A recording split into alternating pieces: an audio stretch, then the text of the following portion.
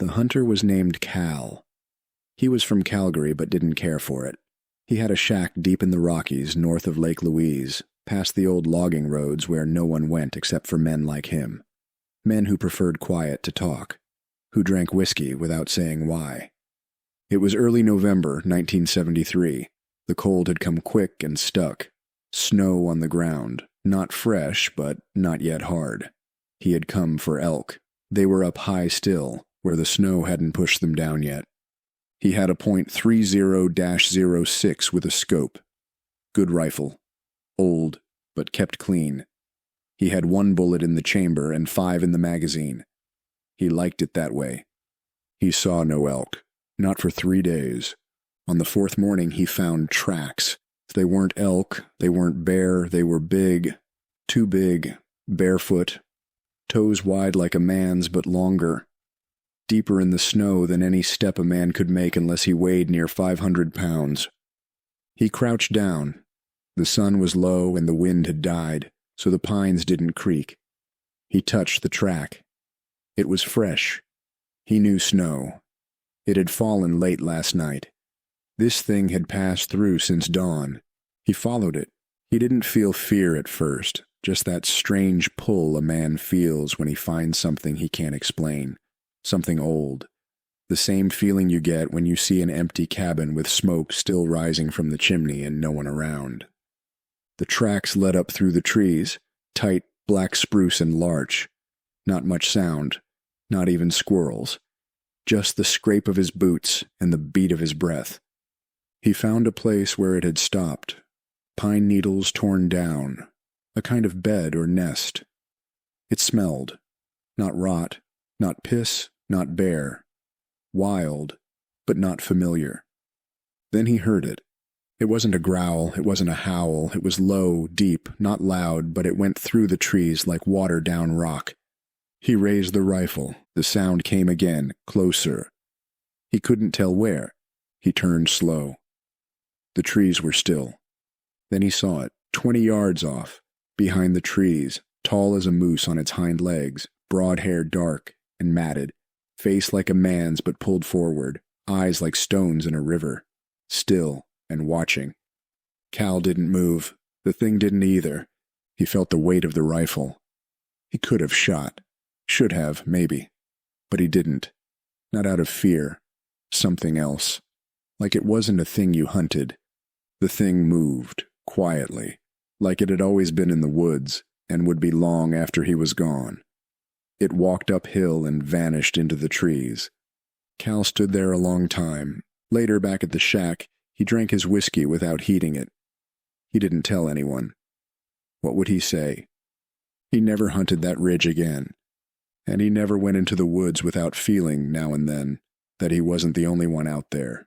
The tracks stayed with him, like war, like old ghosts.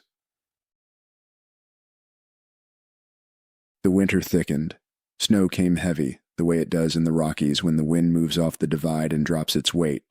Cal stayed in the shack. He had enough canned food, whiskey too. Not much to do but split wood and listen to the stove tick as it cooled at night. He didn't hunt. He watched the tree line. Some mornings he thought he saw shapes far off, too large for elk. Once he saw a line of prints down by the frozen creek. They were half filled with snow but wide, with toes. He didn't follow them. The stove made the only sound inside the shack. He didn't light the radio. He didn't want to hear people. They always talked too much, said too little. He liked the quiet. But he felt it now, even in the quiet. That sense, like being watched. The kind of feeling you get before something happens in a bad town or outside a bar at closing time. One night, the wind died completely. No trees moved, no birds, no snow fell. Just a full moon, bright and colorless. He heard the knock. It wasn't a knock like a man would make, it was deeper, like wood against wood, far off but hard, like it had been meant to be heard. 2 knocks, then silence. He stepped outside with the rifle. He didn't turn on his lantern. He let the moon show the snow, gray and blue. He walked 20 paces, stopped. The trees stood quiet, but he knew. It was close. The smell came again. Wet, old, earthy. Not dead, not alive. Just old. Another knock. He raised the rifle, not to shoot, to hold on to something real. The moon caught movement between the trees. Not much. A shoulder, maybe.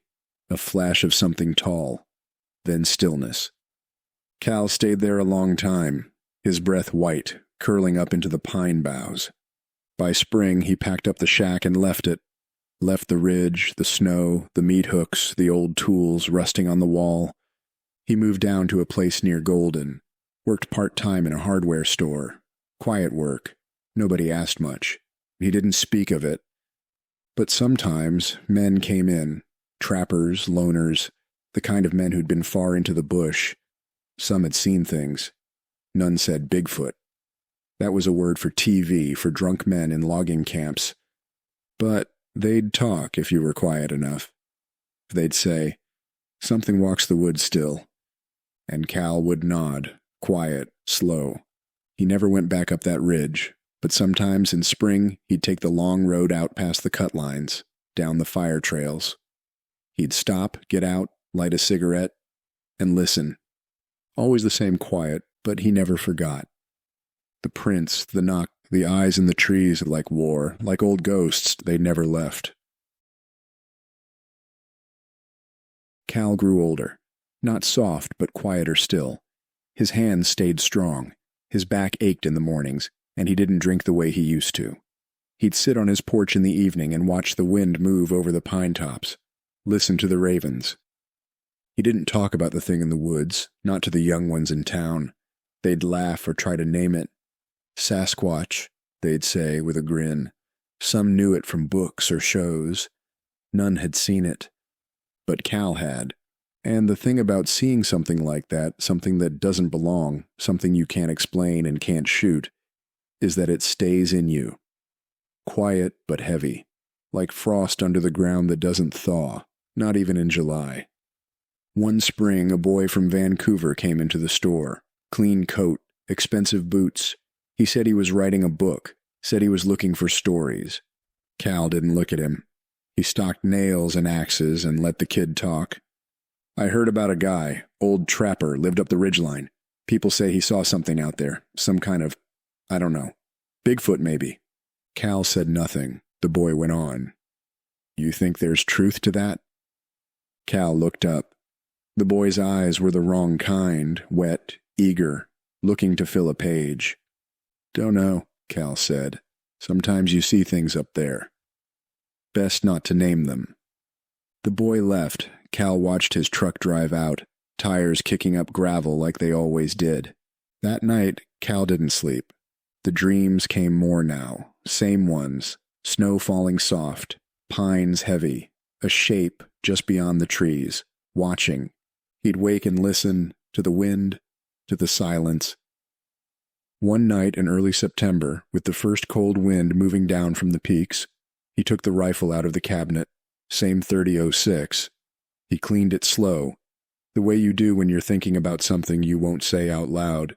The next morning he left, didn't say where, just left a note for the hardware store owner. Gone hunting. He drove up the old roads that hadn't been maintained in years. The truck groaned over rocks and roots. The shack was still there, sagging in the middle, roof caved on one side, but it stood. He stepped inside. The stove had rusted through. The bed was a nest for mice. The window was gone, blown out or broken by wind or something else. He set the rifle down and sat on the stump where he used to split wood. He waited. That night it came again. First the smell, old like turned earth and dead leaves. Then the sound, a knock. Not loud, measured. Then another. He didn't raise the rifle, and he stood. The moon was half full, the trees like dark knives under it. He saw it, not in the open, but close. Behind the pines. Closer than before. Taller now, or maybe just older. Covered in dark, heavy hair. Shoulders like a man who worked stone with his hands. The eyes were the same, not kind, not cruel, just there. Old, knowing. Cal didn't speak, it didn't move, and the thing stood there looking at him the way a man might look at another man who's lived long enough to understand things without needing to talk. It turned, walked back into the trees. Snow began to fall, not heavy, just enough to cover old tracks and make new ones. Cal sat down and lit a cigarette. He didn't follow. He'd seen what he needed. They found the shack empty in late October. No blood, no sign of struggle, just the rifle, clean and oiled, leaning against the doorframe. In the clearing there were prints, big ones, and beside them, boot tracks, Cal's side by side, and then gone, like they'd walked into the woods together and never looked back. Winter came hard that year, early and bitter, the kind that sealed the mountains shut before the first week of November. Men stayed close to the towns. Roads iced over, and the power went out up north. They talked about Cal at the store. Some said he'd gone to live with a woman in the interior. Some said he'd just wandered off, the way old dogs do when they know it's time. The sheriff sent a boy up the trail on a snowmobile, but he didn't go far. He came back white-faced, said the trees were too tight, too still, said it didn't feel right. They didn't press him, not in that town. The spring thaw took longer than usual. In May, a pair of forestry men flew over the ridgeline in a chopper checking for slides. One of them saw something in the snow, said it looked like a path, deep and wide, cut clean through the trees where no path should be. A line in the forest, no tire tracks, no snowshoe marks, just pressed snow, dark and smooth. He radioed it in, but no one went up. The boy from Vancouver came back in June. His book hadn't sold. He had a new camera now, fancier, more buttons. He asked around again. He wanted coordinates. Wanted to see where the legend had started. They told him nothing, but old Graham, the one who still set traps by the creeks, who'd smoked half his lungs away by 85, took pity on him, drew him a map on the back of a cigarette pack. "Follow the dead larch," he said. "There's only one left standing."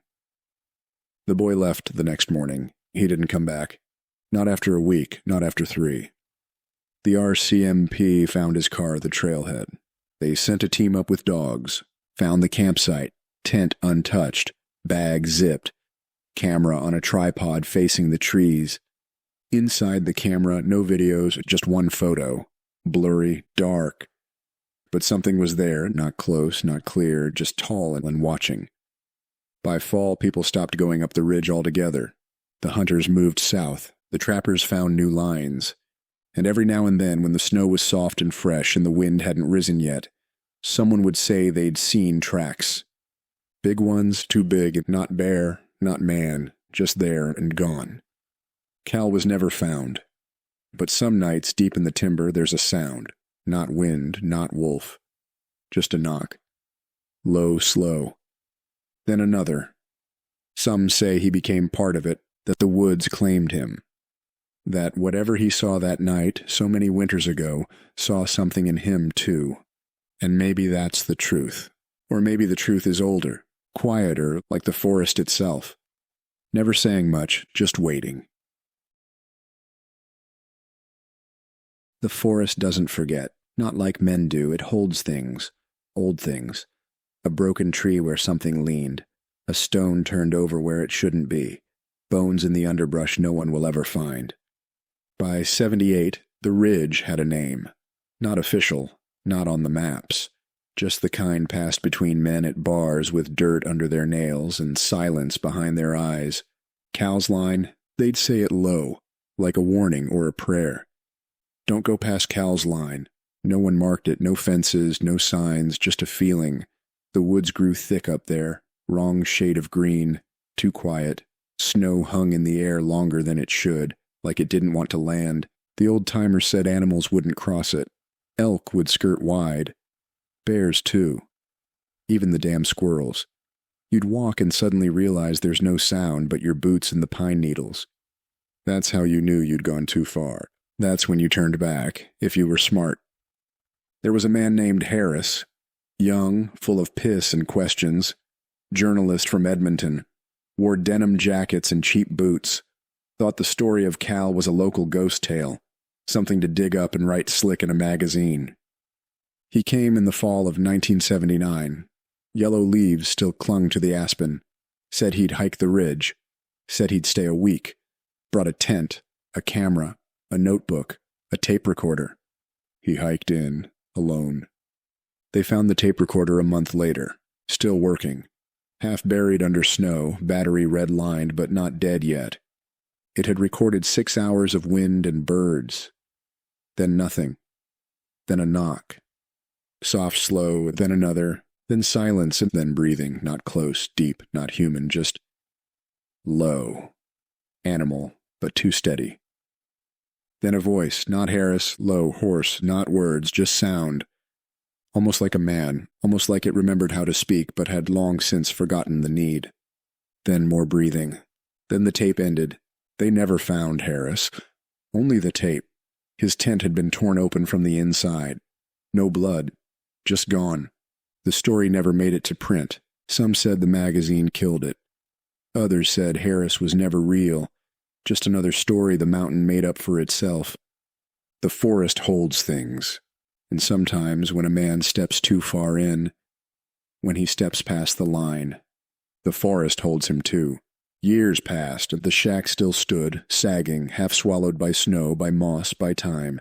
A hunter found it in 1984, claimed he saw light from it, late, just one lantern burning. He knocked on the door, no answer. But when he turned to leave, there were prints in the snow behind him, his and another set. Big ones, side by side, then gone again. They say Cal still walks the ridge. Not as a ghost, not dead, not quite living. A shadow with a rifle and a slow, heavy stride. Some say he watches now, not from loneliness, not from fear, but from duty.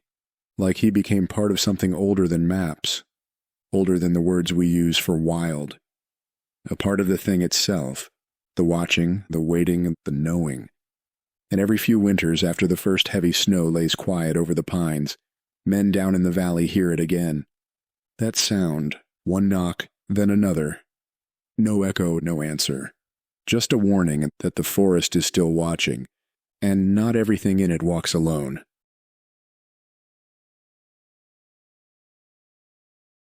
Winter came early again, the kind that clamped down over the mountains like a hand. Ice crawled up trees. Smoke from cabins hung in the air like thread and didn't move. The sound of the wind changed. It didn't whistle anymore. It moaned, low and slow. In town, the men spoke less. A new generation had grown up since Cal walked into the trees. They hadn't seen the prints. They hadn't heard the knocks. But the old men had, and they remembered. They warned the young ones the way you'd warn a child near a river in spring. Not loudly, not with drama, just a quiet hand on the shoulder and a shake of the head. Not up there, not past Cal's line. But young men don't listen, not the way they should. His name was Ethan, 19. Worked the gas station and hated it. Thought the stories were jokes. Old man lies to make their lives feel like something. He bought a used .303 rifle and a second-hand down jacket. Said he'd take a weekend up at the ridge. Prove there was nothing there. Prove it was just snow, trees, and wind. He left on Friday. By Monday morning, the dogs in town were howling. The search team found nothing, not a tent, not a trail, not even the old path that led to the shack. Like the woods had rolled over and swallowed every step. Except the clearing. It was still there, still quiet, still too still. And in the snow again, 2 sets of prints, boots and something else, the big ones, no drag marks, no blood, no sign of struggle, just 2 sets side by side, leading into the trees, then stopping, gone. That winter was long. The town locked in, the snow piled against doors. People kept fires going until spring. They didn't speak of Ethan, just like they hadn't spoken of Harris, or California. But some nights when the wind died and the stars came out sharp as nails, someone would hear it. The knock, then silence, then another. It became a rhythm, a presence, not evil, not good, just there, like a mountain, like old time. It didn't ask for anything, it didn't take more than it needed. But it remembered, and it watched. By the 90s, maps still didn't show the ridge. No trails were cut. No camps permitted. A forest fire burned part of the north side one summer, but the ridge stayed untouched. The flames stopped at Cal's line, just stopped. The wind turned and carried them away. A ranger who saw it said nothing at first. Then, over beers, he spoke. The fire got there. And it turned. Like it knew. Years later, a reporter came from Toronto. She was writing about missing persons in rural Canada. She dug up the records, California Harris, Ethan, others, all in that one range, all past that one ridge. She asked around. Nobody helped. She went up alone, she came down changed. Wouldn't talk about what she saw, wouldn't write the article, just left town and never came back. But before she left, she mailed one thing back to the ranger. No return address, just a photograph. The same clearing, the shack still sagging, snow in the doorway, lantern light in the window, and two figures. One small, one tall, side by side looking out. The ranger didn't show it to anyone. Just tacked it on his wall behind the stove, next to an old hand-drawn map. The one with the line drawn in red. Cal's line. It never moved, never needed to. The woods beyond it weren't just woods, and they were watching, always had been. And if a man walked past that line, walked too deep, too far into the quiet, he didn't come back the same, if he came back at all. The ranger's name was Bill Muir. Gray hair, hard eyes. He'd worked the Rockies longer than most men stayed alive. Lived in a cabin outside town with a mutt named Duke and a stove that burned spruce all winter. Bill didn't talk much about the ridge. Not unless you asked the right way. Quiet, with coffee or rye in hand and no notebook open. He'd gone up once, only once. Early spring, 82. Snow still in the shade. The trees close and black. He'd stepped past the line. He'd walked 3 miles in, saw the shack, saw the lantern. No one inside. He never said what else he saw. Just came back down white-faced and silent. Took a bottle of rye and didn't come to work for 3 days. After that, he marked the line on his maps. Quiet red pencil. No official designation. Just a name. Cal's line. One winter, long after most folks had forgotten the stories, Bill heard the knock again. He was by the stove. Duke was asleep, twitching at the sound of something in his dreams. The snow outside had stopped.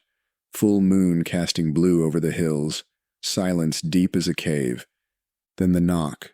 Low, 2 beats, far off, but not far enough. Bill stood, took his coat, and walked outside.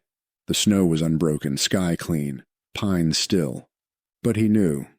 It wasn't a warning, not anymore. It was a call. He didn't hesitate, didn't pack. Just took the 30-30 off the wall and whistled for Duke. They walked north, past the edge of town, past the frozen creeks, past the black trees, toward the ridge. They never found him, not Duke, not Bill, just his truck, parked at the tree line, frosted glass, rifle gone from the rack, and in the snow, boot prints, a dog's paws. And beside them, again, those other tracks. The big ones, always the same, side by side and into the woods, then nothing. The town changed after that, quieted even more. A new ranger came, young and polite, but he didn't draw on the maps. He didn't mark the line. But he knew it was there. The way you know a snake is near, even if you don't see it. The way birds go still before a storm. No one needed to say it. The forest said it for them. Don't go past the line.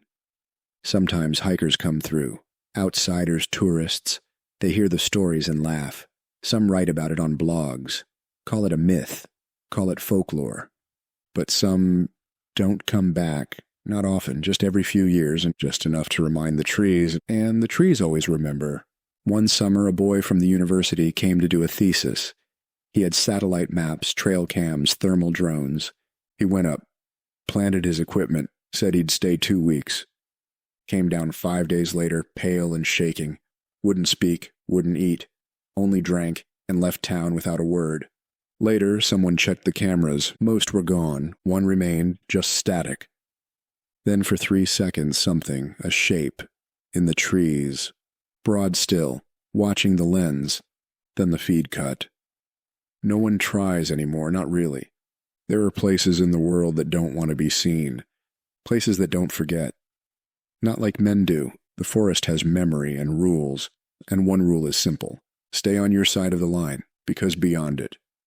There are things that walk, things older than maps, older than rifles and names. And sometimes on cold windless nights when the moon is full, they knock. Once, then again, just to remind you, they are still there and they are not alone. By the time the snow came in '96, the town had mostly stopped speaking the name, not out of fear, not exactly. It was something deeper than that, a kind of respect. The way you'd nod at a bear on the trail and slowly back away.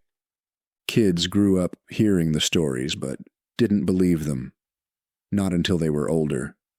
Until they'd stood under the trees long enough to know that silence means something out there. That wind changes shape depending on where you are. That stillness has a weight. The ones who stayed in town learned to live with it. The ones who left never came back. That same year, an old man named Fletcher moved into Bill Muir's cabin, claimed he used to work forestry up in Peace River. Quiet man, didn't say much, wore thick wool in summer, smoked short cigarettes that smelled foreign. People liked him. He didn't ask questions, but Fletcher asked the librarian for every map of the mountains they had, sat there most days, tracing his finger up north, past the creeks and ridgelines, toward the blank space. He asked about California. He asked about the prints. The librarian said nothing, just closed the atlas and walked away. Fletcher didn't push, just folded his coat tighter around him and walked out into the cold. He didn't go up the ridge, not yet. He waited, watched the sky, watched the woods. He knew how to wait. The knock came in January. Same sound, same pattern, one knock, silence, and then another. Fletcher didn't go outside. He just stood at the window and looked out, into the trees, into the dark. Duke's old collar still hung on a nail by the door. Fletcher reached out, touched it. Then he nodded. He left the next morning. Left behind his books, his cigarettes, his maps. Took only his boots, a heavy coat, a satchel, and a flare gun. And something else, a diary. Found years later in the rafters of the cabin, inside it. I think it's not a creature anymore, if it ever was. It's something older than us. It doesn't hunt, it invites, it doesn't chase, it waits. And when you hear the knock, you're already too close. There are two kinds of people in the world. The ones who fear the woods, and the ones who belong to them. Fletcher vanished, and of course, the Mounties did what they always did. Logged the name, filled out a form, never sent a team. They knew. No one crosses Cal's line and comes back whole, if they come back at all. In 2004, a satellite image picked up a heat bloom in the middle of the ridge. No fire, no cabin, no roads for 30 kilometers. Just warmth, centered, consistent. It lasted 4 days, then vanished. No explanation. The forestry office flagged it, then forgot it. Paper got lost or thrown away. Things like that happen, especially up here. Last winter, a father and son were snowshoeing just outside the line. Son was 7, big eyes, full of questions. Kept stopping, asking his dad why the woods looked different past that rise. Looks thicker, he said. Looks quiet. His father didn't answer, just told him to turn back. They did.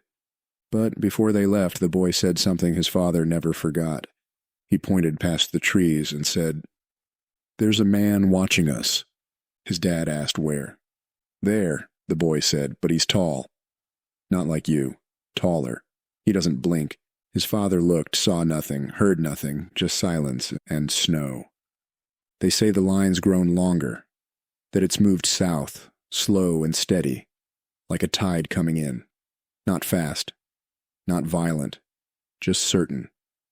And maybe that's the way of things. Not everything wild stays behind a fence forever. Maybe the forest is just taking back what was always its. Maybe what walks beyond Cal's line is walking closer now. Not to hunt, not to speak, but to knock. Once, then again, and wait. The old folks know what it means, and when they hear it, they don't open the door. They don't light the lantern, they don't speak. They just sit by the stove and listen to the snow, fall quiet over the roof. Because once the knock comes, you've already been chosen, and out there in the dark. Something waits, not cruel and not kind, just watching and always watching. By 2012, the town was smaller. Just a bar, a post office, a grocery that sold more lottery tickets than food. Most of the young had gone south to Calgary or Vancouver or farther. The ones who stayed were older or stubborn or both.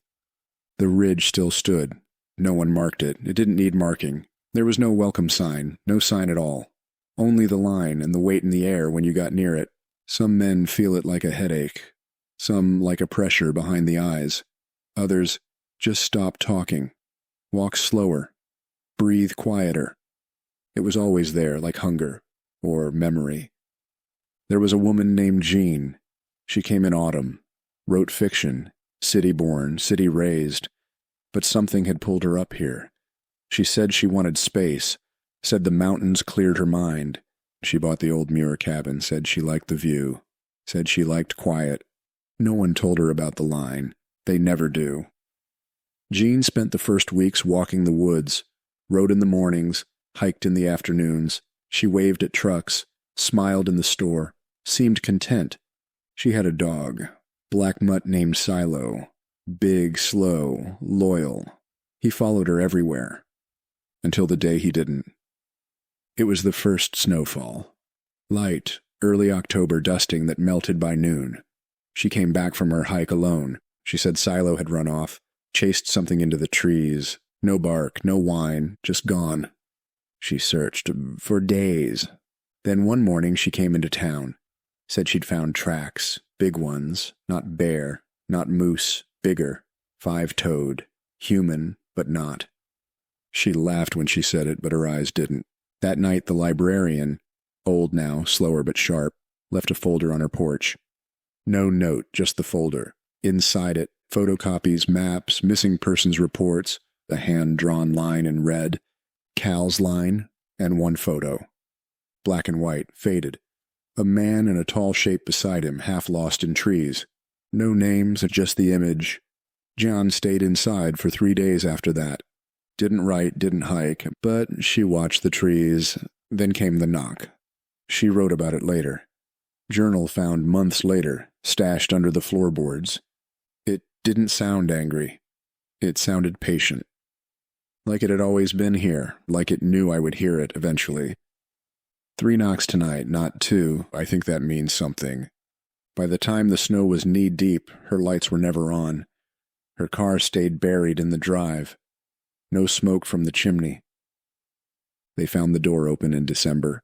Snow drifted into the cabin. The fire long dead. Inside, her boots, her coat, but not her. And on the back wall carved into the wood, not written but scratched in deep, "It calls gently, but you always hear it."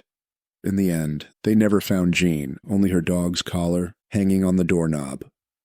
And outside, tracks, her boots, and beside them the same prints as always, deep, wide, barefoot, side by side, then vanishing into the trees. Some say the thing in the woods is not one thing, that it changes shape, wears faces like masks. Sometimes California, sometimes something older. Others say it doesn't change, that men change, that what waits out there is always the same, and it's us who come to it with different eyes, different fears, different names. But everyone agrees on one thing. The knock. It never stops. Lately they say it's heard farther down, closer to town, not in the woods anymore. Sometimes late at night it echoes down alleyways, behind the grocery, behind the bar. 3 knocks, always 3, not loud, just enough. And the people who hear it, they don't talk about it, not for a while, then one day, they're gone, no suitcase, no goodbye, just an empty house, and snow disturbed by footprints, 2 sets, side by side, like someone came to walk them home. The forest doesn't chase, it waits, it doesn't roar, it knocks, and when it does, you already know the sound. Even if it's the first time you've heard it, you know. You always have. By 2020, there wasn't much town left. Not the way it used to be. The bar closed, the post office too. The grocery was a boarded shell. The mountains didn't care. They stayed the same. Quiet, white, wide. The ridge stayed the same too, maybe older, maybe closer. The line wasn't on maps, still wasn't. But everyone left who could, and the ones who didn't stopped walking in the woods. Even the hunters kept south now. Even the wolves howled from farther away. It wasn't fear, not exactly. It was acceptance. Like a man nodding before a fistfight he knows he'll lose. Like the last drink in a dry season. They didn't ask questions anymore, just locked their doors, kept their fires hot, and listened. An old man came back to town that winter. Name was Alan. Born there long ago, moved away, raised kids, buried his wife, lost a son to war and another to the bottle. He came back gray and alone. Said he wanted to see the ridge again before he died. They told him not to go. He just smiled. He left the next morning. 1 pack, 1 cane, and a rifle he never used. He walked slow. Snow up to his knees, wind sharp as razors, trees tall and unmoving. He crossed the tree line before noon. The sky clear. No birds, no sound. But he heard it anyway. The knock, low, patient, then again. He stopped, closed his eyes, and smiled. They found a note days later, nailed to the door of his old family cabin. No envelope, no name, just paper handwritten with lines short and spare. There is no monster in the trees. There is no curse, no ghost, no beast. There is only something old, older than us, older than silence. It does not hate us, it remembers us, and when we are tired enough, broken enough, quiet enough, it invites us back, not to take us, to bring us home. That was the last time anyone went past Cal's line. The forest grew over the trail, slowly, not fast, just steady. The wind still came, the snow still fell, but the knocks faded. Or maybe there was no one left who heard them. Years passed, and the cabin rotted. The road washed out. The maps turned gray where the ridge should be. Tourists didn't come anymore. The town wasn't there to find. Just cold, just quiet, just trees. And somewhere out there, past the ridge, past the line, in the deep hush where no one speaks, there are footprints, always 2, one small and one large, side by side, in snow that never melts. And if you stand still enough, if you listen, you might hear it, faint, steady, a sound like memory, like breath in the pines, and like a knock on an old door. Once, then again, then never again.